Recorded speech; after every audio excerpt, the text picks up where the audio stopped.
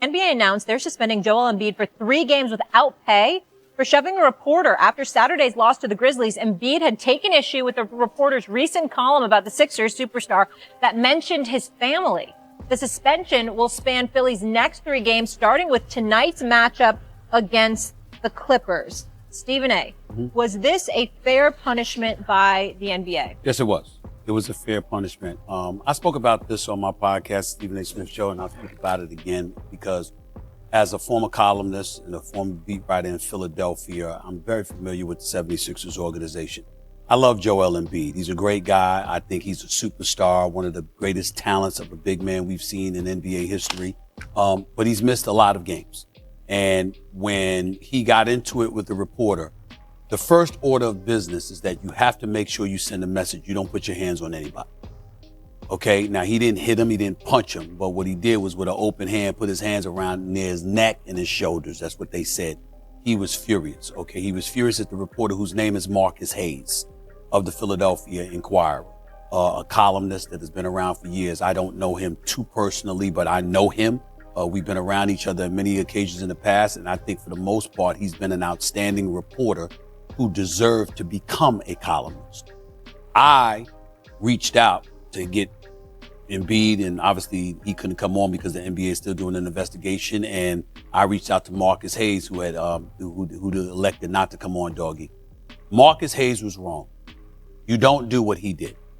You don't go after a player and use his family to make your point. Joel Embiid's younger brother died in a car accident when Joel Embiid first arrived in Philadelphia. Joel Embiid, according to the reports, named his son after his brother, his late brother.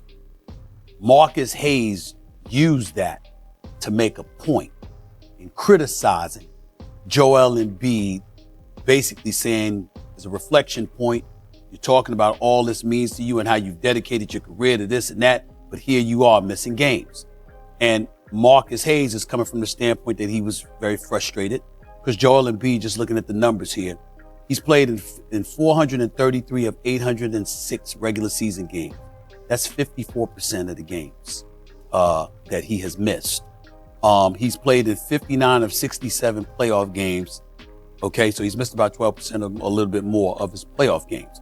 Last year, he played 39 games. You want a new arena if you're the 76ers franchise, $1.55 billion in downtown Philadelphia. And Marcus Hayes was making the point, all of this stuff is going on. People are playing. There's about 14,000 season ticket holders. You know, you're packing the arena at 19,000 a night. They're coming to see this man play, and he isn't there half the time. Okay, I think that everything else Marcus Hayes has said is within bounds. I agree. Whether you like it or not, he is a columnist. He has a right to express his opinion, to editorialize. That is what columnists do. That's what I did when I was writing as a columnist in my newspaper career. He has every right to do that. You just don't go where he went.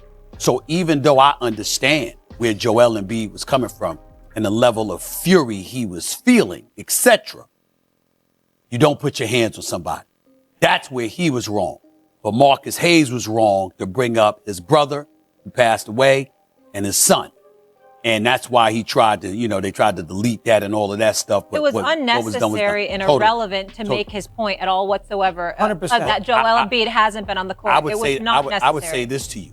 I don't give a damn if it was relevant. You just don't do it. You just stay away from something like that. You don't do it. Yeah, absolutely. But to me, it also felt like a force to even get that in the article. Yeah, but again, what kind of a person are you if you would use that to forcefully try to make a point? He tried to retract it, but it was too little, too late.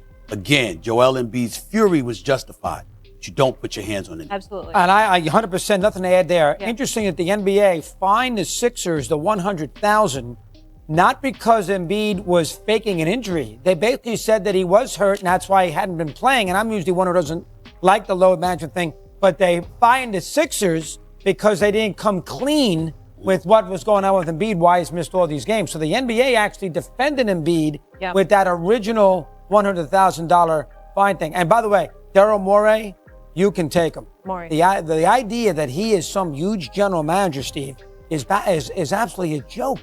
They never win. They're 1-5. They're a mess. Never won in Houston. He is so overrated. It's unbelievable. I'll tell you an old story, and they'll get. Oh my goodness, that You wasn't. see who you're when I'm talking to you? I have to tell you this because this will feed you. They're not going to be happy. I'm going to say something not. They're not going to be happy that I revealed this, but I didn't find this out from the parties involved, so they're just going to have to get over it.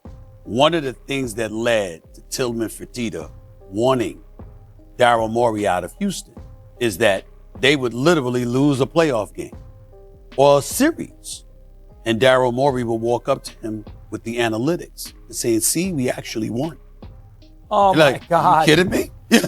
Oh, my God. He's respected because of his analytics and obviously knows the game of basketball. How about winning but he hasn't won a championship yet. That's my favorite analytic. That's the win-loss column. A ring. Okay. How about that? Okay. You may continue. I feel you. Thank you for permission. Tonight we get a rematch of the 2022 Wednesday to all who celebrate. This is Run It Back. Michelle Beadle, Chandler Parsons, Lou Will. I feel like I'm way too bright for what's going on up here right now. The allergies? Yeah, it's killing us. Well, it's not killing you. He's not even clean it in the box. But the good news is we went from no games last night, obviously, to a whole bunch of great games tonight. We're going to get into that right away. We also have World Series championship pitcher Jack Flaherty's on the show. Still drinking. I was going to ask, I was waiting, I was like, is he sober? We should take a shot with Jack. Oh. We should take a shot of Jack with Jack. Let's do it. All right, headlines. Yeah, we did have some news yesterday. It wasn't completely without NBA stuff. Joel Embiid officially suspended 3 games for shoving the columnist Marcus Hayes. I know everyone feels the way they feel. How do you feel about this punishment? I think it's fair. I think you have to take measures when it comes to this, and you can never resort to violence. And Joel knows that he made a mistake here, and he owned up to it, and he was okay with the consequences. He made that very, very clear. So I think it's also a perfect time for him to get suspended, knowing that he's already out. So, right. So it's not like they're missing, getting double the suspension here. So listen, I think this was tempers flared, but I think you have to be the bigger man when you're Joel Embiid. Although I agree with him. And I probably would have done the same thing, but there had to be some sort of suspension. So I think the 3-game suspension is fair. And like I said, it doesn't hurt Philly even more than it already is because he's not playing those 3 games anyway. So it's not the end of the world. It's not like it's an important time of the season, playoff, something like that. So I think it's rightly deserved, and I think he's okay with it as well. It's a non-issue for me. There was a disagreement. There was a line crossed. There was a shove. A point was made, consequences were accepted, a lesson was learned, and a boundary was set, and Joel Embiid took responsibility for his actions. The team issued an apology. You hadn't seen either of the actual parties involved say anything about it. I haven't, huh? And that's that on that. Let's get back to hoop. Mm-hmm. All right, fair enough. I think the timing is, he probably wasn't going to play anyways. It almost feels like nothing. You just don't get paid for 3 games, which again, I think he's going to be fine. Yeah. It's going to work out. We do have a lot. Thank you for watching so far. Leave your comment below and don't forget to subscribe so you don't miss any detail. A hug and see you next time.